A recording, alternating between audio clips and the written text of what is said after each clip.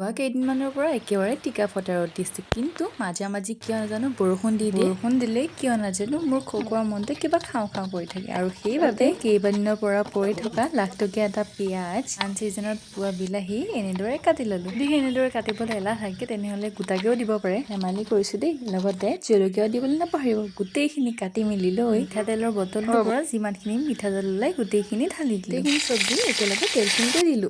এইখিনি আকৌ ৰৈ গ'ল, পিছে এইখিনি মই এনে যাবলৈ নিদিওঁ দেই। তাৰ পাছত দিলো সোৱাদৰ বাবে হালধি, লগতে কালাৰটো হ'বলৈ নিমখ। তাৰ পাছত ঘৰৰ বাহিৰত দেখিলো যে মায়ে সাৰি পেলাই থৈ দিয়া দুটা মছলা পেকেট আছে। যেনে তেনে উলিয়াই হ'লেও দিলো। আকৌ ভালদৰে এবাৰ লৰাই লৈ দেখিলো যে এসপ্তাহমানৰ পৰা তিয়াই থৈ দিয়া কেইটামান বুট আৰু মটৰ আছিল, সেইখিনিও দি দিলো বাপেকে। গোটেইখিনি দিয়াৰ পাছত 5 ঘণ্টামান লৰাই থাকিব।